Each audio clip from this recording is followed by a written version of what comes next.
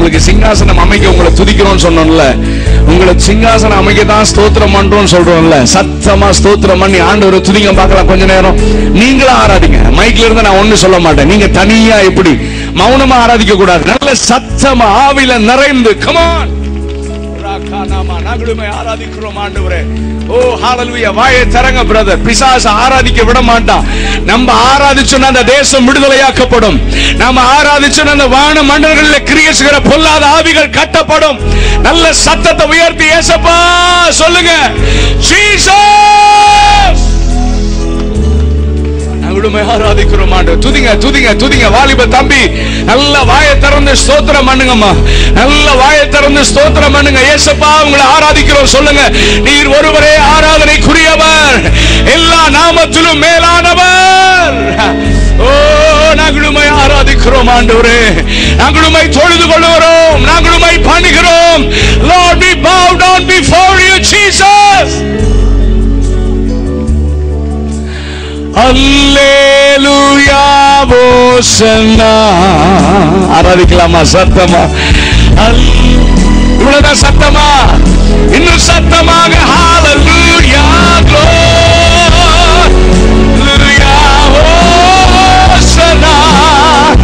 ஓ அல்லேலூயா. ஆராதிங்க சத்தமா ஹalleluya. Glory, glory. தேவ பிரசன்னத்தை உணர்ந்து உண்மையை ஆராதிக்கிறீங்களா? ஓ சனா ஹalleluya glory hallelujah. ஓ சனா hallelujah hallelujah hallelujah. உலாவிக் கொண்டிருக்கிறார்.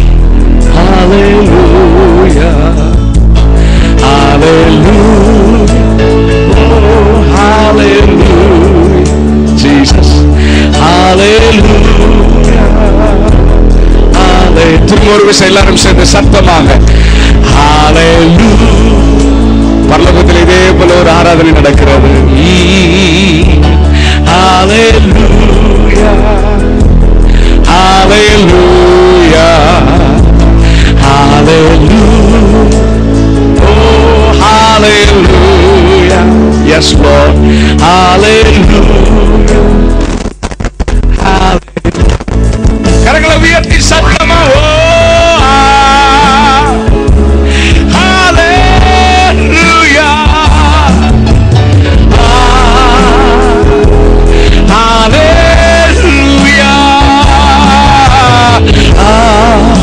we exalt thee Lord, we glorify thy name. ஆராதிங்க ஆராதிங்க. திரும்ப ஒரு விசை எல்லாரும் சேர்ந்து ஓ ஹalleluya. நன்றி ஆண்டவரே. இஸ்ரவேலின் துதிகளின் மத்தியிலே வாசம் பண்ணுகிற கர்த்தர் எங்கள் மத்தியிலே உலாவிக் கொண்டிருக்கிறதற்காக நன்றி ஆண்டவரே. Thank you for your wonderful presence.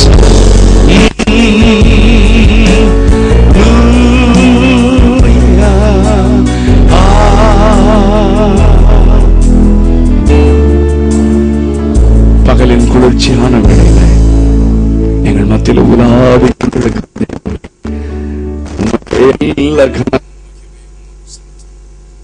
நிற்கிற நாங்க அத்தனை பேரும் குறைவுள்ளவர்கள் ஆண்டவரே. நீர் ஒருவரே நிறைவுள்ளவர். நீர் ஒருவரே எல்லா கனத்திற்கும் மகிமைக்கும் பாத்திரமானவர்.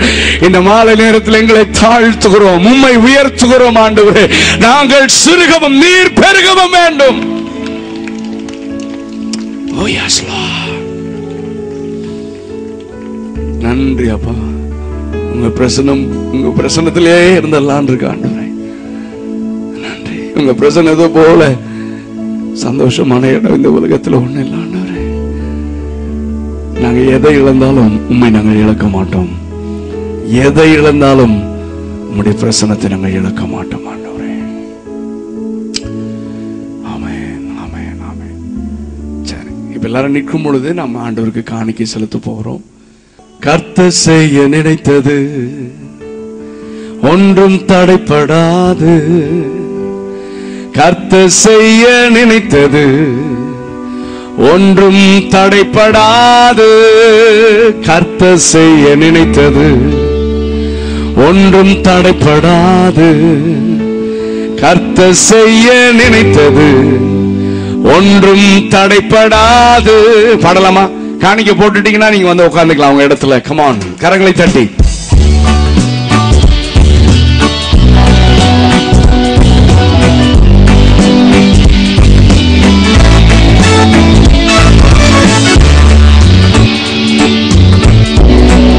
கரங்களை தட்டலாமா?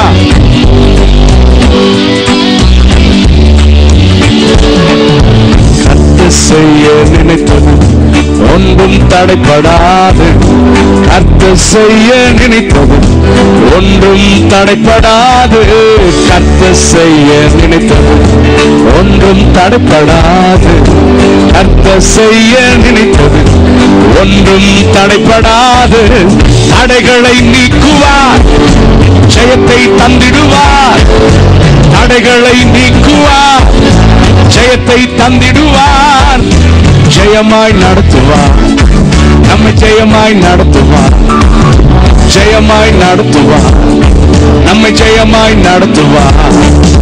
ஹல்லேலூயா, ஹல்லேலூயா, ஓ ஹல்லேலூயா, ஹல்லேலூயா, ஹல்லேலூயா, ஹல்லேலூயா, ஹல்லேலூயா, ஹல்லேலூயா.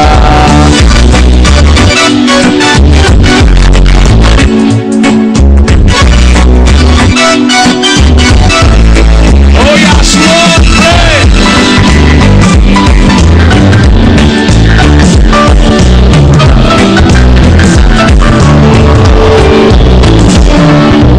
இஸ்ரவேலை ஆசீர்வதிப்பது நம் கர்த்தருக்கு பிரியமானது. ஆபிரகாமை ஆசீர்வதித்தவர் உன்னையும் இன்று ஆசீர்வதிப்பார். சேர்ந்து பாடலாமா? இஸ்ரவேலை, இஸ்ரவேலை ஆசீர்வதிப்பது நம் கர்த்தருக்கு பிரியமானது. ஆபிரகாமை ஆசீர்வதித்தவர், ஆபிரகாமை ஆசீர்வதித்தவர் உன்னையும் இன்று ஆசீர்வதிப்பார். சூழ்நிலைகளை பார்த்து நீ சொன்னு போகாதே, கர்த்தர் உன்னை உயர்த்திடுவார். எல்லாரும் சொல்லுங்க சத்தமா. சூழ்நிலைகளை பார்த்து நீ சொன்னு போகாதே, கர்த்தர் உன்னை உயர்த்திடுவார். ஹல்லேலூயா சொல்லலாமா? ஹல்லேலூயா, ஹல்லேலூயா, ஓ ஹல்லேலூயா, ஹல்லேலூயா. சத்தமா? ஹல்லேலூயா, ஹல்லேலூயா, ஹல்லேலூயா, ஹல்லேலூயா. கை தட்டலாமா?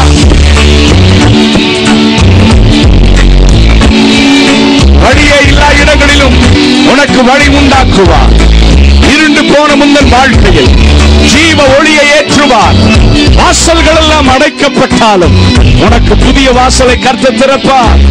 அவரை நம்புகிற பிள்ளைகள் வெட்கப்பட்டு போனதில்லை.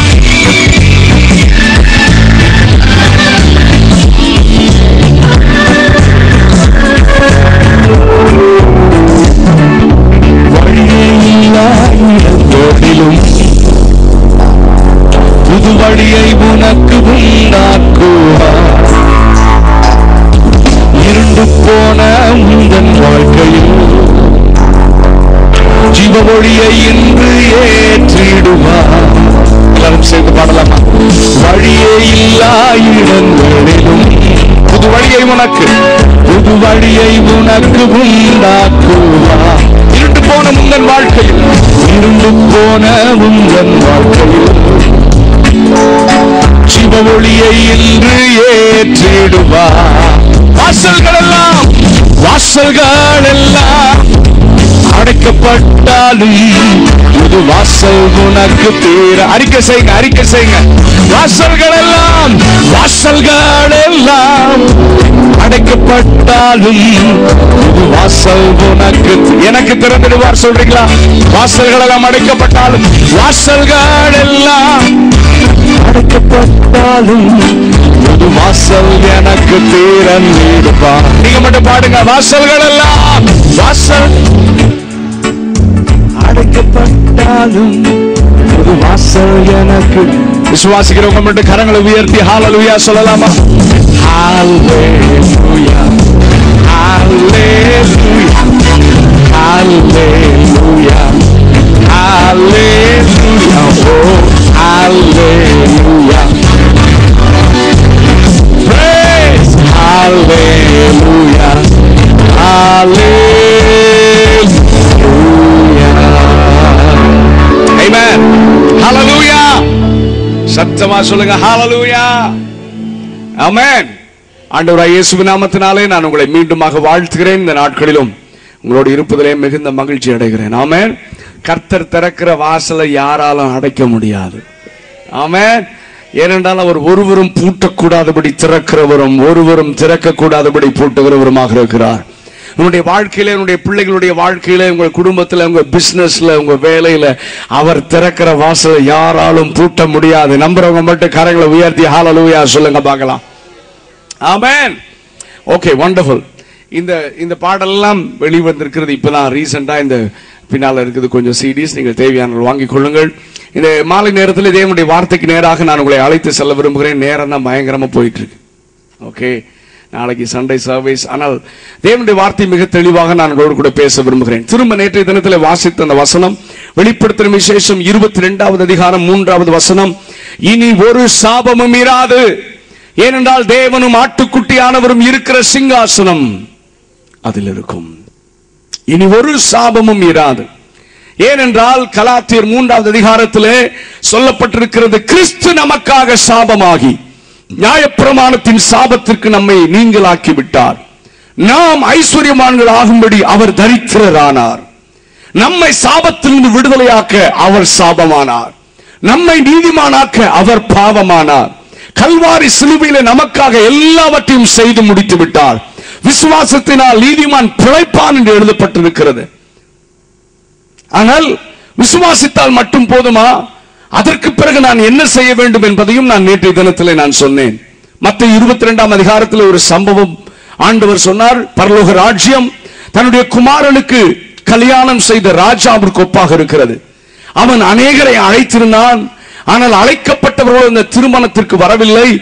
ஆகவே அவனுடைய ஸ்டேட்டஸ்க்கு ஈக்குவலா இல்லைனாலும் அவர்கள் தள்ளப்பட்டு புறக்கணிக்கப்பட்டு வழி அருகே சந்திகளிலே நிற்கிற இந்த சமுதாயத்தால் புறக்கணிக்கப்பட்ட லோ கிளாஸ் பீப்புள் என்று அடையாளம் காணப்பட்ட அந்த ஜனங்களை அழைக்கப்பட்டவர்கள் விருந்தினை உதறிவிட்ட பொழுது அவர்களை ராஜா வீட்டு திருமணத்திற்கு அழைக்க அனுப்பினார். எல்லாரும் வந்தார்கள். ஆனால் அந்த விருந்து சாலைக்கு போவதற்கு முன்பதாக வாசலிலே எல்லாருக்கும் ஒரு வஸ்திரம் கொடுத்தார்கள். அதுதான் கல்யாண வஸ்திரம். உள்ளே ராஜா உலாவி வரும் பொழுது அத்தனை பேரும் ஏன் அந்த வஸ்திரம் கொடுத்தார் என்று சொன்னேன். அவர்களை அடையாளம் மாற்றுவதற்காகவே. வெளியே எங்கேயோ இருந்தோம், பாவத்தில் இருந்தோம், உளையான சேற்றில் இருந்தோம், ஐயோ இவனையா ராஜா கூப்பிட்டிருக்காரு, இவனா உள்ள வந்து உட்கார்ந்து இருக்கிறான் அப்படின்னு ஒருவனும் சொல்லக்கூடாதபடிக்கு. ஆமீன். எங்கேயோ இருந்த உண்மைதான், ஆனா இப்பொழுது நான் ராஜாவுடைய வீட்டு கெஸ்டாக, அவருடைய பிள்ளையாக நான் மாற்றப்பட்டிருக்கிறேன். அடையாளத்தை மாற்றவே வஸ்திரத்தை கொடுத்தார் என்று நான் சொன்னேன். இதே போல இளைய குமாரன் அவன் பன்றிகளோடு வாழ்ந்து கொண்டிருந்த பொழுது, புத்தி தெளிந்த பொழுது, தன்னுடைய தகப்பன் வீட்டை குறித்த அறிவு வந்த பொழுது அவன் வேகமாக ஓடி வந்தான். தகப்பனும் அவன் வருகைக்கு காத்திருந்தார். இது நமக்கு தெரியும். அவன் ஓடி வரும் பொழுது தகப்பன் எழுந்து அவனை அணைத்துக் கொண்டார். அவனுடைய உடம்பு பயங்கர ஸ்மெல். அவனை பார்த்தா வேலைக்காரர்கள் ரொம்ப மோசமா இருக்கிறான். உடனடியாக அந்த தகப்பன் துடிதுடித்து அவசரப்பட்டு வேலைக்காரர்களை கூப்பிட்டு, ஆமன், என் குமாரனை மற்ற யாரும் இந்த கோலத்துல பாக்குறதுக்கு முன்னால இவன் அடையாளத்தை நான் மாற்ற விரும்புகிறேன். கரங்களை உயர்த்தி ஒரு அல்லேலூயா சொல்லுங்க பார்க்கலாம். இவன் யாரா இவன் அப்படின்னு சொல்லக்கூடாது. இவன் இப்படி இருந்தான், ஒரு ட்ரேஸும் இல்லாதபடி மேற்குக்கும் கிழக்குக்கும் எவ்வளவு தூரமோ அவ்வளவு தூரமாய் நம்முடைய பாவங்களை விலக்கி நம்மை குறித்து ஆச்சரியப்படத்தக்க விதமாக கர்த்தர் நம்மை அடையாளத்தை மாற்றுகிறார். ஹல்லேலூயா, ஆமென். குமாரனை கொஞ்ச நேரத்துல எல்லாரும் வந்து பாக்குறாங்க. ஒருத்தனுக்கு கூட விஷயம் தெரியாது இவன் பன்னியோட படுத்து எந்திரிச்சு வந்தான்னு. ஹலோ, என்ன ஒரு மாதிரியா பாக்குறீங்க? என்ன பார்த்த தெரியுதா? உங்களை பார்த்த தெரியுதா? எவ்வளவு அப்படியே முகத்திலேயே தெரியுது தேவனுடைய பிள்ளைன்னு. ஆனா நம்ம ஒரிஜினலா இப்படி இல்லை. சேத்துல புரண்டுட்டு இருந்த பன்னிங்க என்ன தூக்கி தம்முடைய கல்வாரி ரத்தத்தினாலே கழுவி அவருடைய பிள்ளைகள் என்கிற ஸ்தானத்தில் வைத்திருக்கிறார். பிதாவாகிய தேவன் என்ன தெரியுமா, என்னை உங்களையும் அழைச்சது அவன் அவருக்கு அசிஸ்டன்ட் அல்ல, அவருக்கு வேலைக்காரர் அல்ல. பிதா தம்முடைய ஒரே பேரான குமாரனுடைய சாயலுக்கு ஒப்பாக நம்மை மாற்றி அவர் உட்கார்ந்து இருக்கிற சீட்டுக்கு அதே சீட்ல நம்மையும் உட்கார வைக்கிறதுக்காகத்தான் கர்த்தர் தம்முடைய குமாரனை இந்த உலகத்தில் அனுப்பினார். நாம் தேவனுடைய பிள்ளைகள் என்று அழைக்கப்படுவதனாலே பிதாவானவர் நமக்கு பாராட்டின அன்பு எவ்வளவு பெரிதென்று பாருங்கள். இதை விட இந்த உலகத்தில் ஒரு பெரிய ஸ்டேட்டஸ் வேற எதுவும் கிடையாது. நான் தேவனுடைய பிள்ளை. ஆமென். நம்முடைய அடையாளத்தை மாற்ற விரும்புகிறார். ஆனால் இன்றைக்கும் திருச்சபையிலே எப்படி கல்யாண வஸ்திரம், அதுவும் இலவசம் தான். கூப்பிட்டதும் கிருப, அழைச்சதும் கிருப, கிறிஸ்தவ குடும்பத்தில் பிறந்ததும் கிருப தான். ஆனா வஸ்திரம் போட்டுட்டு உள்ள வாடானா நான் போட மாட்டேன்றான். அதுதான் ரட்சிப்பின் வஸ்திரம். நான் வந்துட்டேன் சாப்பாடு போடுன்றான். ஹலோ, ஆனா கடைசி நேரத்தில் என்ன நடக்கும்? கையும் காலையும் கட்டி புறம்பான இருள். அதனால எல்லாமே இலவசம் தான். ரட்சிக்கப்பட்டீங்களா பிரதர்? யோ, நான் என் குடும்பத்தை பத்தி உனக்கு தெரியுமா? எத்தனை தலைமுறை கிறிஸ்தவன, எத்தனை தலைமுறையா இருந்துட்டு போயா? ரட்சிக்கப்பட்டிருக்கியா? ஹலோ, கல்யாண வஸ்திரம். ஆமென். அவரோடு நம்முடைய அடையாளத்தை மாத்துறதுக்கு தான், வேற ஒண்ணு இல்லை. ஹல்லேலூயா சொல்லுங்க. அவருடைய பிள்ளை. ஆமென். பிசாசு வந்து பாப்பான், அவன் குற்றம் சாட்டுறவன் தானே. அவன் எங்கடா இவன் தப்பி தவறி சர்ச்சுக்கு போயிட்டானேன்னு வந்து பார்த்தா அவனுக்கே அடையாளம் தெரியாது. ஏன்னா இயேசுவின் ரத்தம் என் மேலே நெருங்காது சாத்தான். ஹல்லேலூயா. பாசமாய் சிலுவையில் பலியானான், பாவத்தை வென்று. இயேசுவின் ரத்தம் என் மேல இருக்கு. அவன் வந்து ஆளை தேடுவான் சர்ச்சில். ஆனா வஸ்திரம் தரிக்காம இருந்தானா அவன் வந்து மேல உட்காந்துருவான். ஆனா இயேசுடைய வஸ்திரம், ரட்சிப்பு என்கிற வஸ்திரம், இயேசுடைய ரத்தம் நம்ம மேல இருக்கும் பொழுது அவருடைய பிள்ளை என்கிற முத்திரை, அதைத்தான் எரேமியா தீர்க்க எழுதுகிறான். ஜெபிக்கிறவங்க மேல நெத்தியில முத்திரை போடு. கர்த்தருக்கு பரிசுத்தம். கரங்களை உயர்த்தியவர் அல்லேலூயா சொல்லுங்க. நான் உலகத்திற்குரியவன் அல்ல, நான் தேவனுக்குரியவன். ஆமென். நான் வேறு யாருக்கும் சொந்தம் அல்ல. சாத்தான் இடத்துல ஆண்டவர் சொல்றார், ஏய் பிசாசு பார், உலகத்தின் அதிபதி வர்றான். கேவலமா சொல்றார். ஆனா அவனுடைய காரியம் என்கிட்ட ஒண்ணுமே கிடையாது. அப்படி நாம் அடையாளம் மாறினவர்களாக தேவனுடைய பிள்ளைகள் என்கிற அடையாளத்தோடு இந்த உலகத்தில் வாழ கர்த்தர் நம்மை அழைத்திருக்கிறார். நான் வேகமாக வார்த்தைக்கு நேரா போகிறேன். ஆனா இப்பொழுது என்ன கேள்வி என்றால், சாபம் இனி இராது. சாபத்தை கிறிஸ்து கல்வாரி சிலுவையில் சுமந்து தீர்த்து விட்டார். நான் ரட்சிக்கப்பட்டு விட்டேன், நான் ஞானஸ்தானம் எடுத்தேன், பரிசுத்தாவின் அபிஷேகத்தை பெற்றுக்கொண்டேன், நான் நல்ல திருச்சபைக்கு போகிறேன், நான் தேவனை ஆராதிக்கிறேன், நேசிக்கிறேன் என்று சொல்லுகிற கிறிஸ்தவ குடும்பங்களிலும் வாழ்க்கையிலும் சாபங்கள் இன்னும் தொடருவதற்கான காரணங்கள் என்ன? அதைத்தான் நான் வேகமாக ஒரு சில காரியத்தை நான் சொல்ல விரும்புகிறேன். வாசிங்கள். முதலாவதாக 1 கொரிந்தியர் 16வது அதிகாரம் 22வது வசனம். 1 கொரிந்தியர் 16:22. ஏன் சாபம் வருகிறது?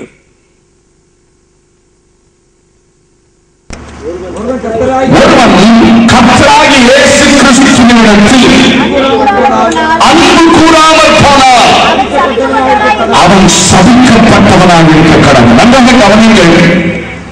ரட்சிக்கப்பட்ட பிறகு தேவனுடைய பிள்ளையாக மாறினதற்கு அப்புறம் சாபம் வருவதற்கு சான்சஸ் இருக்குதா அப்படின்னு சொன்னா வசனம் மிக தெளிவாக சொல்லுகிறது. ஒருவன் கர்த்தராகிய இயேசு கிறிஸ்துவினிடத்தில் அன்பு கூறாமல் போனார். அன்பு கூறுவது, அன்பு கூறுவது என்றால் என்ன?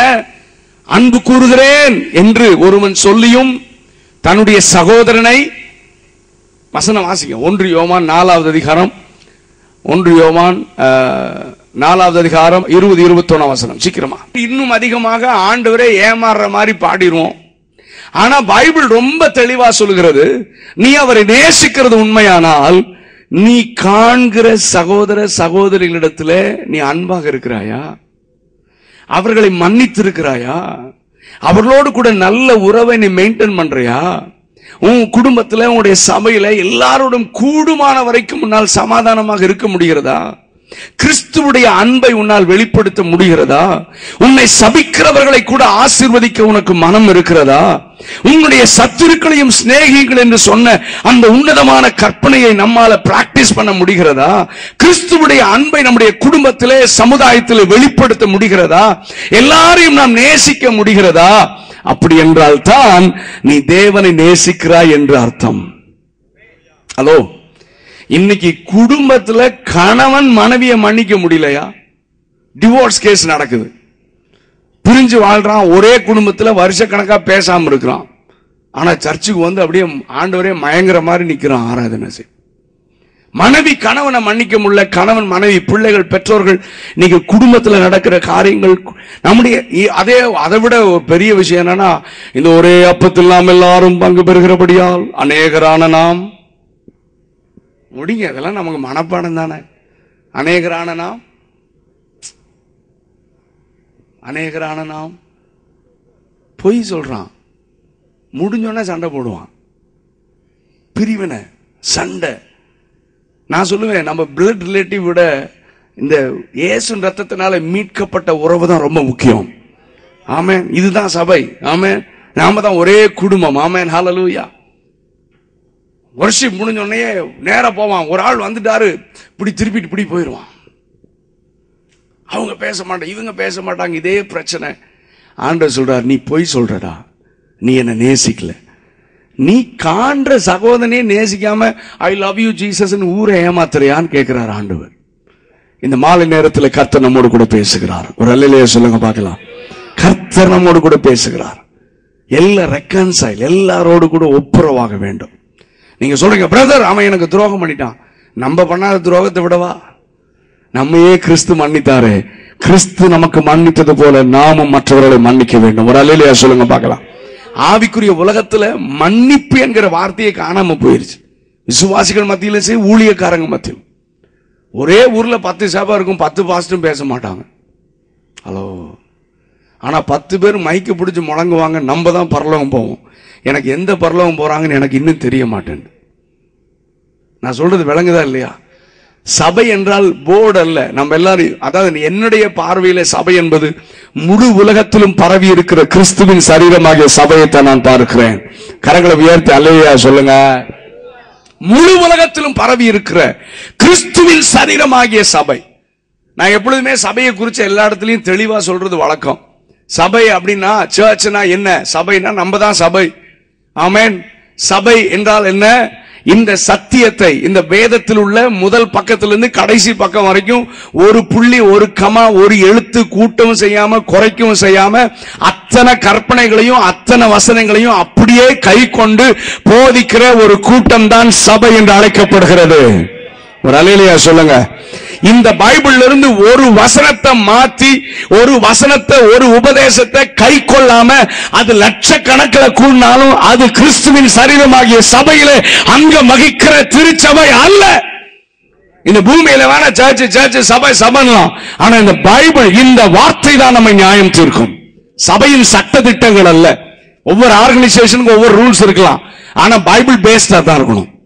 வேத வசனத்தின் அடிப்படையில தான். ஆமென். நான் ஒரிசாவில் கந்தமால் டிஸ்ட்ரிக்ட்ல அங்க பிரச்சனை வந்த அந்த முடிந்த நேரத்தில் அங்க இருக்கிற வாலிபர்களை, அந்த பிள்ளைகள் எல்லாம் சந்தித்து பேசின பொழுது ஒரு வாலிப தம்பி 24 வயசு இருக்கும். தம்பி, என்ன நீங்க சர்ச்ல யூத்தா இருக்கிறீங்களா? எந்த அம்மா சொன்னா, பாஸ்டர்ன்றான். உங்க சர்ச்ல எத்தனை பேர் இருக்காங்கன்னு அதுக்கப்புறம் தயங்கி கேட்டா 400 பேர் இருக்காங்க சொன்னா. எங்கேயா உங்க சர்ச் இருக்குன்னா, அந்த கிராமத்துல ஒரு மரம் இருக்கு, அந்த மரத்துக்கு அடியில தான் நாங்க கூடுறோம்னு சொன்னா. ஒரு அல்லேலூயா சொல்லுங்க. கட்டடம் அல்ல சபை, சத்தியத்தை கை கொள்ளுகிற ஒரு கூட்டம் தான் கிறிஸ்துவின் சரீரமாகிய சபையில் அங்கம் வகிக்கிற. ஓ, கரங்களை உயர்த்தி ஹல்லேலூயா சொல்லுங்க பார்க்கலாம்.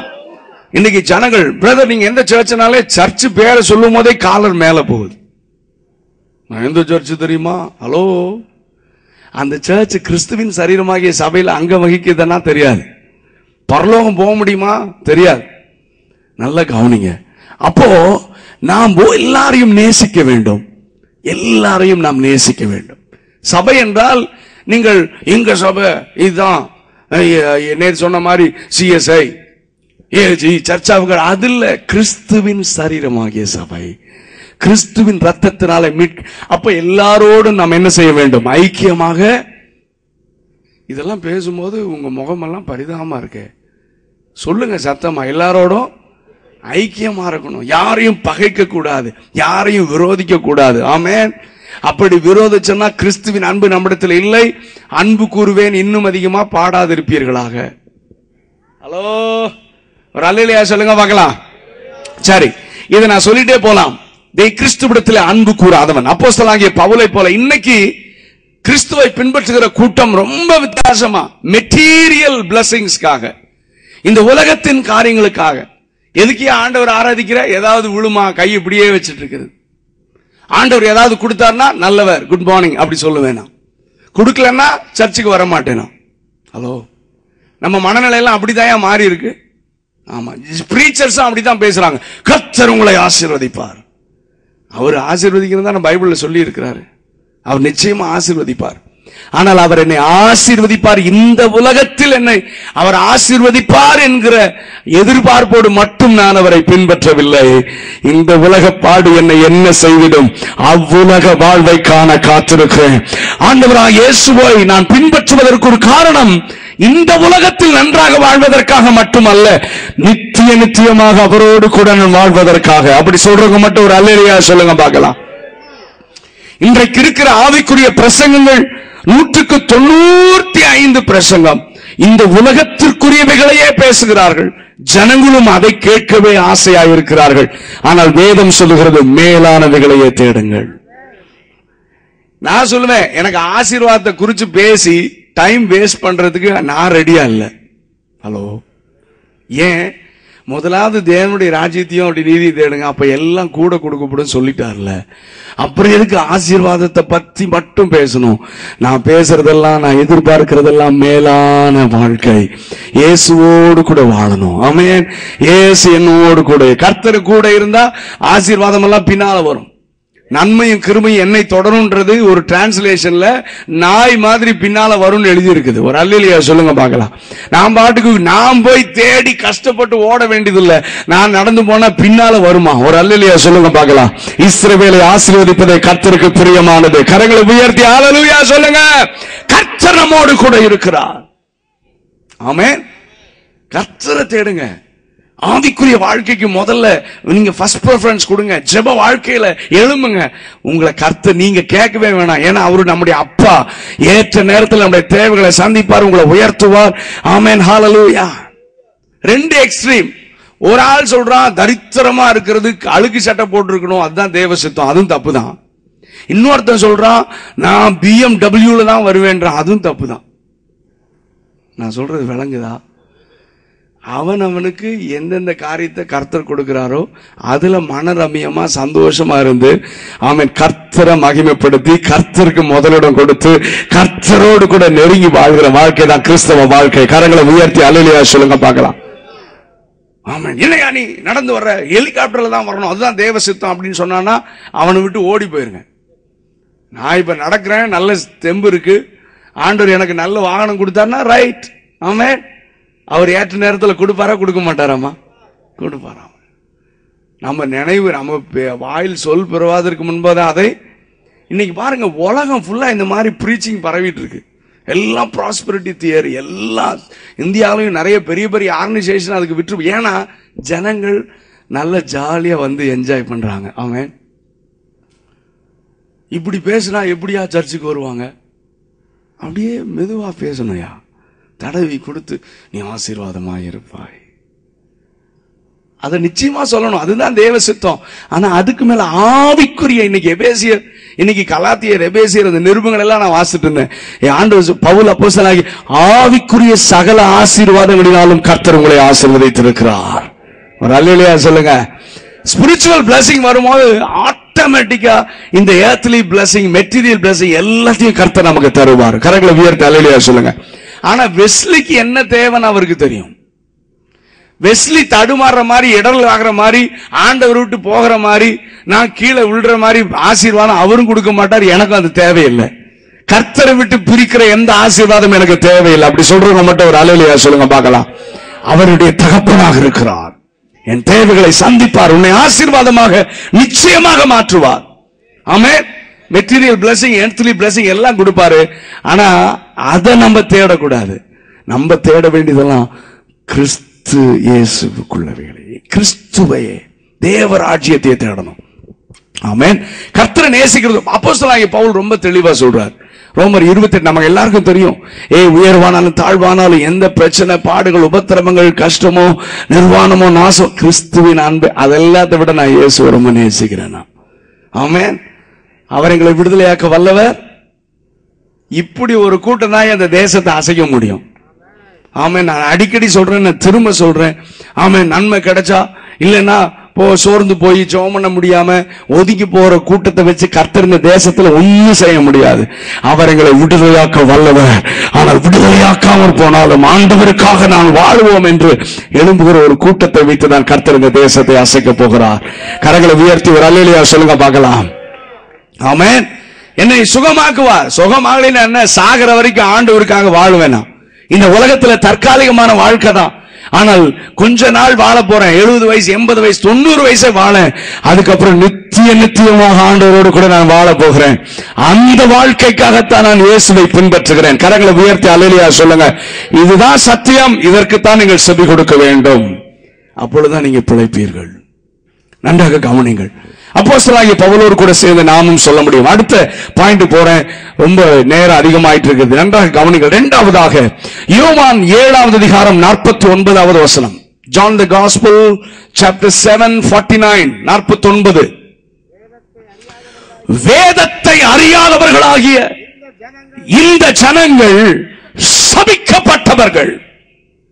வேதத்தை அறியாதவர்கள் என்று நீங்கள் வாசிக்கும் பொழுது தவறா மிஸ் அண்டர்ஸ்டாண்ட் பண்ணக்கூடாது. வெளியே புறஜாதிகளை குறித்து எழுதப்பட்டது என்று. அறியாதவர்கள், அறிகிற அறிவு என்றால் என்ன? இயேசுவை அறிகிற அறிவு என்றால் என்ன? 1 யோவான் 3:2 எழுதப்பட்டிருக்கிறது. வாசிங்கள. தேவன் அறிகிற அறிவுனா என்ன? 1 யோவான் 2:3